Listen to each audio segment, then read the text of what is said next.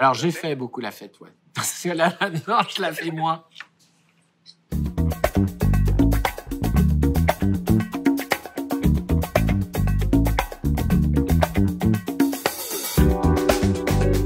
Je suis Patrick Brancourt-Huivot et j'ai 49 ans et je suis le directeur général de la société d'exploitation de la Tour Eiffel.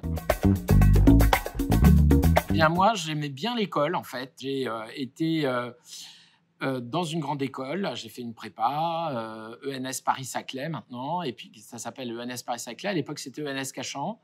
Et puis j'ai réussi le concours, donc qui m'a permis de passer une agrégation d'économie et gestion. J'ai enseigné 7 ans, 2 ans au lycée français d'Athènes où j'ai enseigné l'économie, et puis ensuite 5 ans en IUT, à l'IUT de Perpignan où j'ai enseigné le droit. Et puis après, j'ai passé le concours de l'ENA.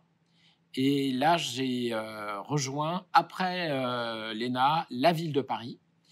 Et j'ai beaucoup travaillé à la ville de Paris, du coup, pendant des années, au juridique. Mais j'ai fait une incursion pendant 3 ans au Bangladesh, comme numéro 2 à l'ambassade de France. Voilà, donc j'ai une vie où j'ai pas mal bougé à l'international. Et puis en même temps, je suis très attaché à Paris. Mon entreprise, c'est une petite entreprise, mais vraiment pas très grande, mais qui est connue partout dans le monde, plus que les entreprises du CAC 40. Elle s'appelle la Tour Eiffel. Et donc, la Tour Eiffel, c'est 800 personnes qui travaillent au quotidien, ce que j'appelle, moi, la famille Tour Eiffel. Et c'est à peu près 100 millions de chiffres d'affaires.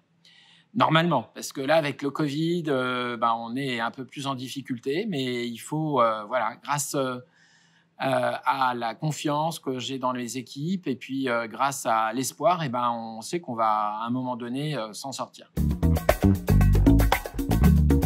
Quand on est directeur général de la Tour Eiffel, on doit gérer beaucoup de sujets puisqu'on accueille chaque année 6 millions de visiteurs. Et donc, il faut accueillir nos visiteurs dans les meilleures conditions.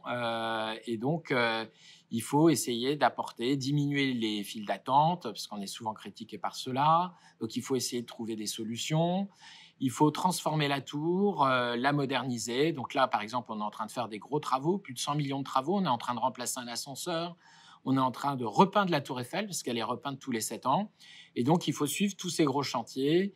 Il faut également travailler avec les équipes, les diriger, les motiver, leur donner des lignes claires sur ce qu'on doit faire. Et c'est pas évident parce que moi, je suis arrivé depuis 2 ans et on est un peu entre les gilets jaunes, les grèves et le Covid. On est un peu dans une situation où il faut tout le temps s'adapter.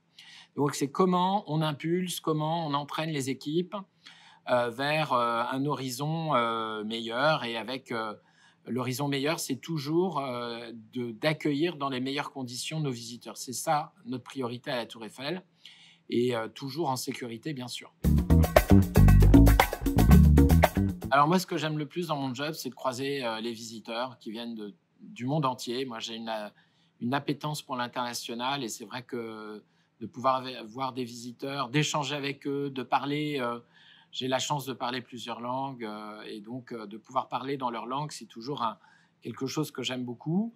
J'aime beaucoup mes équipes aussi. J'aime beaucoup travailler avec mes 800 salariés sur la tour.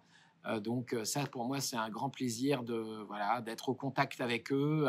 Je suis dans la proximité avec mes équipes et donc je les connais. Je connais pas les 800 par leur prénom, mais j'en connais au moins la moitié par leur prénom. Pour moi, c'est important de reconnaître les équipes et je suis au milieu d'eux, je ne suis pas au-dessus d'eux. Et ça change un peu tout quand on veut impulser des changements. Moi, je dis toujours que on doit tout fonder sur la confiance.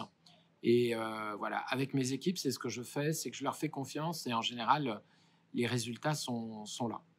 Et puis, ce que j'aime, c'est m'amuser au travail. Donc, on a un joujou qui s'appelle la Tour Eiffel, qui est un super joujou. Et donc, on peut le transformer, on peut le modeler. Et alors, je ne le fais pas tout seul, je le fais avec mes équipes. Et donc, j'essaie vraiment, vraiment de m'amuser. C'est important de savoir s'amuser au travail. Pour être directeur général de la Tour Eiffel, il faut quand même avoir un bon niveau en gestion, parce que savoir faire des ressources humaines, savoir lire des tableaux, faire des analyses financières. Voilà, ça c'est vraiment important de savoir bien maîtriser ces sujets-là. Et puis il faut maîtriser aussi les sujets digitaux parce que comme on transforme aussi beaucoup, s'appuyer sur des équipes digitales et comprendre comment on mène un projet informatique, quelles sont voilà, les conditions du succès, c'est vraiment important. Il faut savoir communiquer aussi à l'extérieur, en interne. Il faut savoir aussi, en matière de ressources humaines, savoir faire du dialogue social, écouter beaucoup les équipes à travers des instances et puis répondre assez vite. Ça ne veut pas dire qu'on est d'accord sur tout, mais il y a toujours une règle qui est le respect. Et puis, ça veut dire aussi travailler, être assez polyvalent finalement, mais avoir un bon niveau de réflexion sur tous les sujets. Moi, j'aimerais donner le conseil de toujours croire dans ses rêves. Voilà, moi, je voulais, quand j'étais enfant, quand j'étais jeune, je voulais être ambassadeur. Voilà, je voulais représenter la France. Et aujourd'hui, à la tête de la Tour Eiffel, je suis un peu un ambassadeur. Et quand je voyage à l'étranger, c'est un rôle très important. Et puis, c'est aussi de croire en soi, parce que voilà, souvent, surtout dans cette période un peu difficile, voilà, parfois on peut avoir des moments de découragement, parfois on peut se dire que ça sert à rien de trop travailler, et puis en fait, en réalité, étudier, c'est quand même la meilleure chose pour s'élever et voilà, et puis devenir un adulte et de pouvoir être libre. Moi, je viens d'un milieu modeste. J'ai grandi en banlieue. J'ai été dans un collège en ZEP. Et en dépit de tout ça, j'ai toujours cru en ma bonne étoile. Et voilà, j'ai toujours travaillé, parfois avec des petits moments de fatigue, de petits découragements. Et puis en même temps, il faut vite savoir se remettre à cheval. Alors, la Tour Eiffel, elle mesure 324 mètres. D'accord, mais j'ai pas fini ma phrase. Ah, pardon. Combien mesure la Tour Eiffel en pied? Ouf. Alors là. Ou en pouces? Alors là, c'est une bonne question. Je n'en sais rien. On peut dire Eiffel Tower en anglais. On peut dire Tour Eiffel en portugais. On peut dire Torre Eiffel en espagnol. Mais en russe, c'est rien. Je les aime tous. Et je pense qu'ils le savent que, voilà, moi je suis assez proche d'eux. Je pense qu'ils ont compris depuis 2 ans que j'avais besoin d'eux et que je les aimais tous. Et ils me le rendent bien en plus. Un animal, je serais un chat. Parce que le chat, il est assez indépendant. Il n'aime pas trop qu'on vienne l'ennuyer quand il n'a pas envie d'être ennuyé. Et en même temps, c'est très intelligent. Et voilà. Et j'aime bien le chat. Miaou.